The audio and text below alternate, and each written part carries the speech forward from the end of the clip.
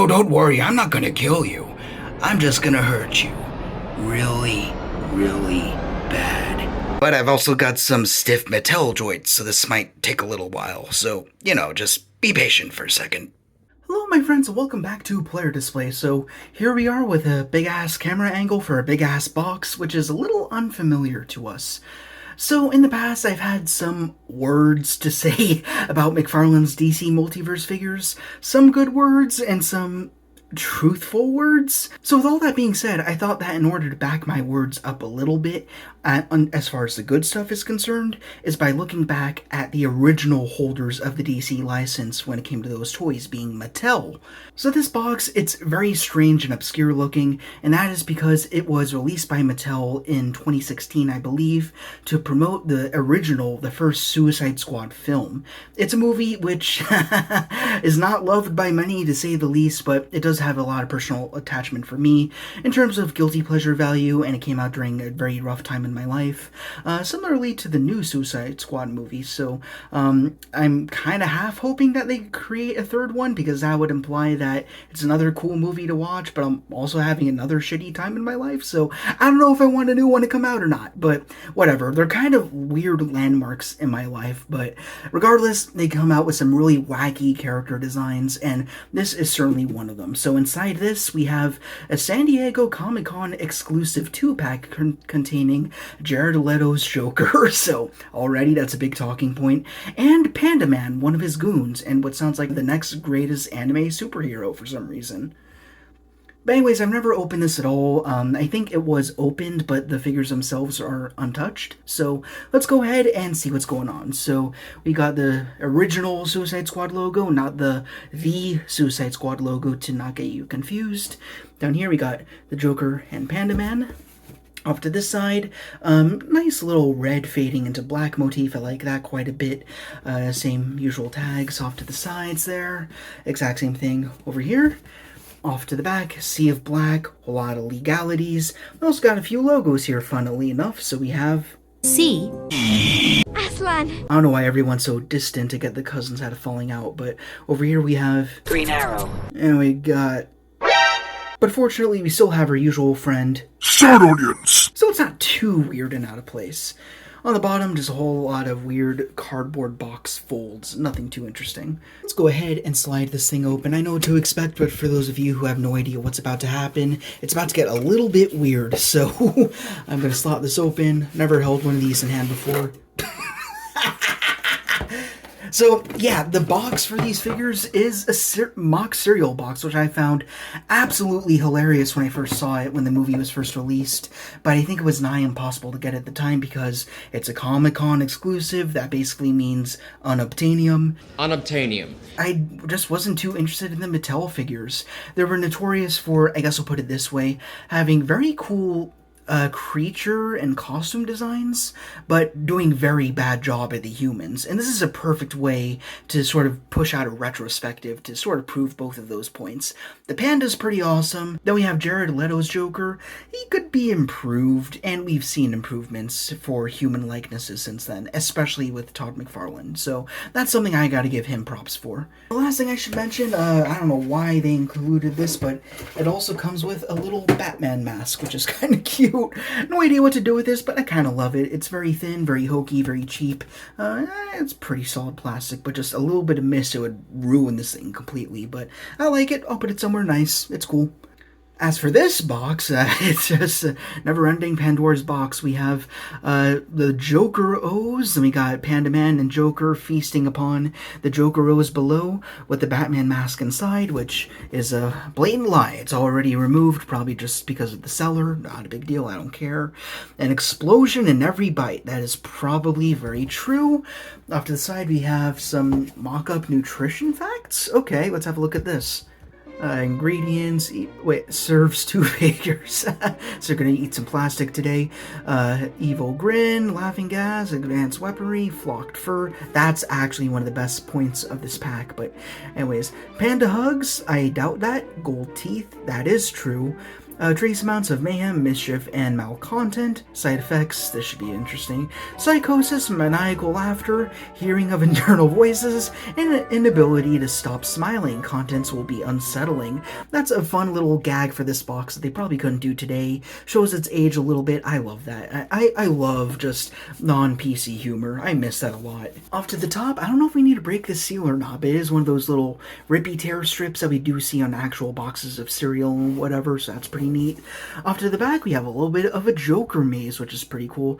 Help the Joker escape from the infamous Belle Reve prison. Don't forget to grab a Batman mask and raid the evidence locker on your way out. So this whole thing actually does feel like a real cereal box. I wouldn't mind buying some of these, you know, aside from all the side effects that we just read. On the bottom, we got more warnings. We're not going to do those again, but we do have a Mattel logo, which we might never see on this channel ever again. Let's go ahead and tip this over and slot everybody open. It's basically a giant overglorified shoebox. Oh, wait a minute. Oh, it's like a NECA box. It actually has a window flap there. Ooh, I like this. This is good presentation. On the side, we got the Suicide Squad logo, along with some Harley Quinns that we have on reserve for size comparisons. And then we also have some Mattel figures over here.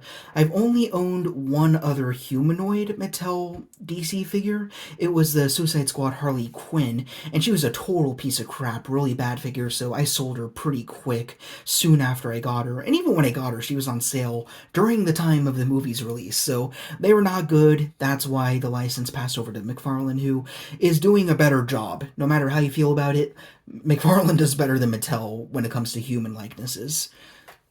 But we got the two figures displayed here in the box. We got Jared Leto over there, along with our flocked panda, who is indeed a little fuzzy wuzzy. I like him a lot. He's really cute and menacing at the same time. So let me go ahead and get these guys open.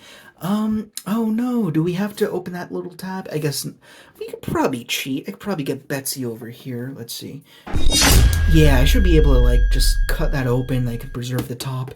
I almost want to take this cereal box and leave it in my kitchen just as a gag. So I do want to leave it intact. So I'm going to take my time to open that, and then we'll have a little quick look at the figures. Now let's go ahead and start off with Jared Leto's Joker, who's a character that everybody seems to hate, and I don't really understand it. Like, I get it, it's a very radically different interpretation of the character, but the fact is, Jared Leto didn't really have a chance to do much of anything now, did he?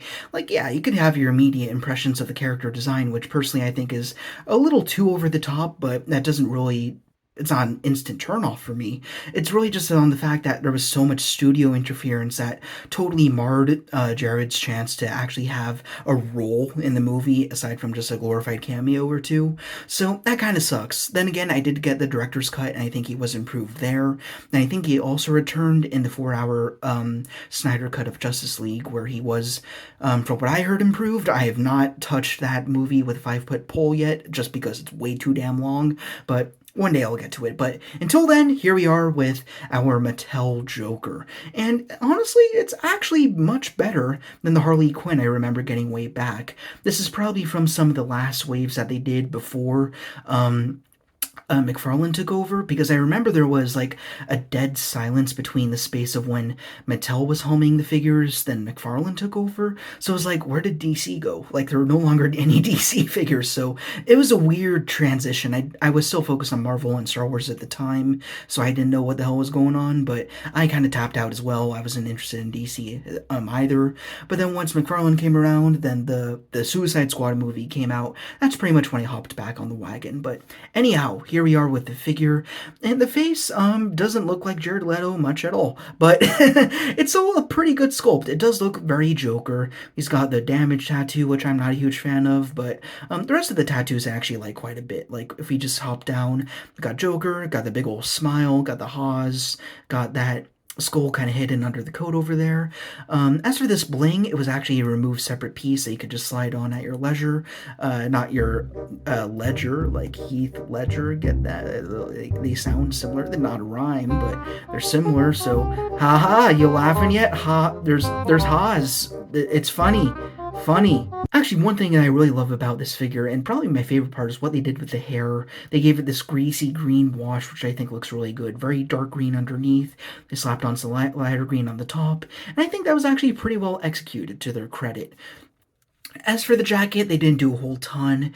There's a whole bunch of buttons that they probably could have painted in, but otherwise I still think it looks pretty good. I actually really appreciate that this is a jacketed version of this Joker. That way you have a little bit of classic Joker. They have some hyper-modernized Joker, whether you like it or not. Like, going down, that's where it gets all the more ridiculous. We have boxer shorts, like he's about to fight Apollo Creed. Then we also have some bat socks, funnily enough. And then down to the shoes, I actually like this. This is on one of the hands and also a shoe. We have a big old mouth on the toes of the left boot, and then we also have a tattooed hand tattooed mouth on his left hand. So the printing details they did are actually really sharp, better than I expected. So that's something to worth toting about. Not bad. He has no accessories whatsoever, unfortunately, so we can just hop right into articulation, which is another one of their big weak points. But we have no tilt at all. I think that everything here is just a swivel. Yeah, just swivel. It like rockets back and forth a tad, but I mean not enough to be worth toting about. As for shoulders, they swivel around. They have a very obvious looking cut in the bicep, so you do have swivel, but it looks like you can even pop that off if you really wanted to give him a Skywalker treatment. But anyways, you also have pretty much 90 elbow with some swivel. As for the wrist, just swivel. There's no hinge at all on either of them, I believe. Yeah, just swivel. You could hear that little click. That's how long this guy's been in the box. Down on the torso, we have an ab crunch. Haven't seen an actual ab crunch on this channel in a while. Gets him a little far down, crunches up the Joker tattoo a tad. As for going back, you can get back straight up, but because of the jacket, not getting any more than that. Down to the waist, they had a really odd way of hinging in the thighs, but he can kick out quite a bit back in, and then forward, okay, not great, and obviously back, not much at all. As for knees, they are single jointed. I don't recall them ever doing a double joint with any of these figures, but I don't know, maybe on the Panda, no, it's not going to be different. But for the knees, shy of 90, no swivel either. Oh, there's a swivel here right where the pants meet the socks, so that's nice. As for the ankles, we have no swivel at the ankle, but we have back, we have forward. Do they have the heralded rocker? They do not, so that's unfortunate. But it's a fun little figure, especially since this whole pack is pretty much stock price. It was really high back then, but now you can get it just for the price that you expect. So no skin off my nose. I like this guy a lot. He's pretty fun. I can't wait to pair him up with the Margot Robbie Harley Quinns that I have, who are of many. Going to pan out a little bit as we go ahead and move on to Panda Man, who is quite large and very fluffy. I love this design a lot.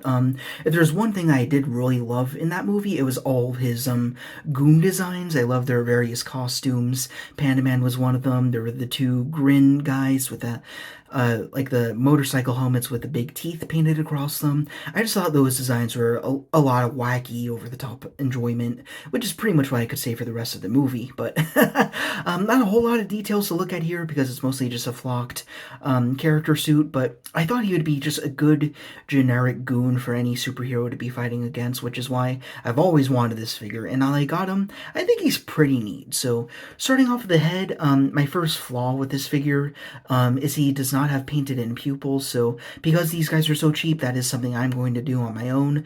I'll probably just do a little stencil with like some masking tape, and then kind of use some paint markers and then get those pupils in, so that shouldn't be a problem. But we do have the rest of the head. I like how there's a little bit of dry brush on the top of the gray, have flocked ears, but the white is not flocked, that's fine. Got the nose, got the mouth. We have these little sculpted details, which I really appreciate, where the snout meets the rest of the head, and that's where you can imagine the person underneath would be seeing out of the mask, which I didn't even think about, so that's pretty neat. Down to the torso, we got Friends Forever. That's definitely a lie. Got these straps that don't really lead to anywhere. I wish he had a backpack or something like that. Got a little bushy tail over there. Anything that's black on this figure is velvet, I guess, except for the eyeliner or whatever's going on there. We got some human hands, which is accurate, but I think they're a little too big. They just feel like they're a little bit more Hulk-sized almost. They don't feel quite human proportion, but regardless, they still look pretty nice. We got the white tummy. It goes down to the legs at the thigh area. It's all black down to the feet. And then they're very cartoonish and Mickey Mouse looking very good. Panda Man comes with one extremely warped accessory being his assault rifle. In all the images of this figure that I've seen across the interwebs, I've never seen one where it is totally intact. But you know the drill, just go throw it right in some hot water, should be fine. But then again, I think it'll pair up very well with the McFarlane weapon packs. They might be a little oversized, but then again, so is Panda Man, so it might balance out just right. But as for getting it in his hand, he does not have a true trigger finger, but kind of slotted in. I don't think he is able to get into his iconic two-handed pose, but yeah, that's pretty much the best you're getting, but it's still kind of cool. I mean, he's so big, I can imagine him just picking it up, maybe give him sort of a gangster hold. That kind of works. Again, warm this up, I think it should be a lot better. Also giving him a little bit of a silver wash, that's something I might want to do in the coming future. As for articulation, I mean, I'm sure there's not going to be a whole lot to talk about. We have swivel in the head, which is limited a bit because we have the oversized head and the chin kind of gets trapped, so it doesn't do 360. As for shoulders, they go all the way around. They come out to actually quite past 90, almost as a Batman. It does do a Batman, so that's pretty cool to its credit. As for elbows, they come up to 90, anywhere close to 90. Have a little bit of a swivel. Wrists swivel as well, no hinge at all. We do have a waist swivel, I think. Yes, it's a little bit stuck. Also, the velvet does fray a little bit when you move certain joints. I'm not too worried about that. I mean, it's going to be those little flakes to pull away. And then if it's anything that's like a panel of velvet, I'll just glue that back in. As for the legs, they hinge forward. They hinge back a little bit. They get a little stuck on the tail and the rest of the sculpt. As for knees, they come down to nowhere close to 90. Once again, no swivel either. But they do have swivel in the ankles. They got no rocker at all. That's just me flexing the plastic right there. But they do have a tad back and a tad forward. That is real joint. It's not just the plastic being bent to it my will. But yeah, fun little figure. Not meant to be excellent. Really got it because I wanted to customize the eyes. And this is just a character design I always liked. And it's a fine representation. The last thing these figures come with is this very crazy shiny figure stand, which I actually hate. I don't like this thing at all. It's just, even for me, it's a little bit too over the top. Like, I get it with the symbolism. You got the Joker knife going through the Bat logo, whatever. But they have like a trillion pegs all over it. But I don't know. For me, I prefer a figure stand that's like a circle or a rectangle. Just something that's easier to figure out where it goes on the shelf. But this is just a little too strange for even me. And you know me, I like many weird things on this channel. But as for getting the figures on, I think all the pegs are the same. But get the Joker on there, pretty vanillaed up. I'm not going to do anything too crazy with him. As for Panda Man, he also has the peg holes. They don't quite line up, but let's see. I don't like this thing at all. I've said that already. But yeah, they do stand on there. You could probably get a third or fourth figure in there if you want on the bat wings. But yeah, I'm probably not going to use that at all. I'll probably just throw it back in the box. But they're fine. I mean, they're 6-inch scale figures, so I have other stands that will support them just fine. But, I mean, let's get rid of the stand.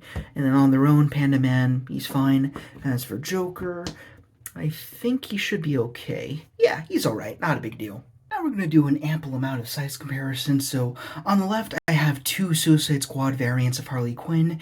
We have one from Mafex and we have one from SH Figuarts from Suicide Squad and the Suicide Squad, and they actually scale very well together. Also consider the fact that the first edition had high heels and the other one also does, but a little bit lower.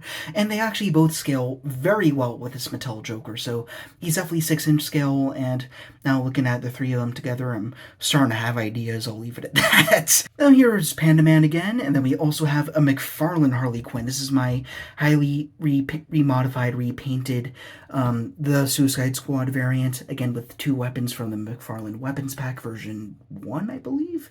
Might be one from 2. No, I think they're both from version 1. And yeah, definitely not suitable for 7-inch scale, these two. They just tower above them. Especially when Harley Quinn scales over Joker, then you know there's a scaling issue. That's a pretty good gauge. I, of course, don't have a Batfleck yet because I'm still awaiting that Batman 6-pack, but I still have my favorite Batman currently, who is the Batman vs. Alien Batman from that Comic-Con exclusive pack, who also came with the Jokerized Alien, hilariously enough. And yeah, again, 7-inch scale, bigger than these two easily. But the last figure I did want to bring in is the only other Mattel figure that I have, which I actually believe is superior to the McFarlane variant, being the Build-A-Figure Clayface. This is a Build-A-Figure, folks. This is the scale and the paint deco that they should have. And once more, Mattel did a better job with creature designs, and they still do to this day. Like, when they were doing the Jurassic World stuff, their dinosaurs looked really good. Not that I have any of them, but beautifully detailed monsters and creatures and animals. As for humans, that was a weak point, and I think that's why the license kind of got pushed over. But then, of course, every review must end with Star Wars Black Series Mechamuck! Wanna be my best friend forever? Oh yeah, this is totally happening. I was being sarcastic. I was trying to threaten you. But you're too bouncy to be scary. Now that's about it for this retrospective. I know I previously said, at least in the description of the playlist, which now exists if you'd like to check it out, when it comes to a retrospective, it's usually when we're looking on figures that are at least 10 years old. As for these two, it was about 2016 when they came out, around there. So not quite 10 years, but then again, it is a rebranding of a license, so I think that is worthy enough of being a retrospective. It's looking back to see what has changed, and a lot certainly has. First of all, the scale. DC figures are now 7 inches more often than not, at least within the DC Multiverse line of McFarlane figures. And also, the faces are a lot better done, articulation has improved, paint has overall, I guess when you really think about this figure, it's kind of gone down, just because they did the printing so well on him throughout, whereas in McFarlane territory, they like to cut corners here and there. And they also have this really ridiculous case over here, being a Panda Man, who you really can't compare anyone with. I mean, he's a flocked figure, he's just got really extra special treatment. And then I guess when you go ahead and look at the McFarlane figures, and then you think about weird figures that they've done as exclusives and things like that, then I guess glow-in-the-dark figures come to mind, blacklight, just straight repaints, things like that. As for this one, a little bit more creative. He's a totally unique character, and he's flocked, he's fuzzy, he's a lot of fun, he's very cute, and he's got a gun. Well, these figures, I actually really enjoy them. I think they're really good. They'll help to flesh out the 6-inch scale section of my DC shelf, especially to join the Harley Quinns. That's pretty much it. Quick little review. I just got these guys for fun, but I figured they'd be worth looking at just as a retrospective, just to see what differences have happened. But both of them, what's going on with the camera? Both of them are very fun. I highly recommend getting them. They're stupidly easy to get. Don't get them on for Scalper. That's a ridiculous idea. They're really easy to get for a very manageable price. So anyhow, if you enjoyed this review and you'd like to see more, then please, as per usual, be sure to like, comment, and subscribe. or you'll never get a chance to try the company chocolates, and so much heart was put into them. So I can show you my new toys. So thanks a lot, rock on, and I will see you all later. Finally, they've got their pudding, then they've got their fudge. Could we call him Fudge? That works. Yeah, he's Fudge the Bear. Fudge the Panda Bear. Well, I guess Clayface would be more Fudge, right?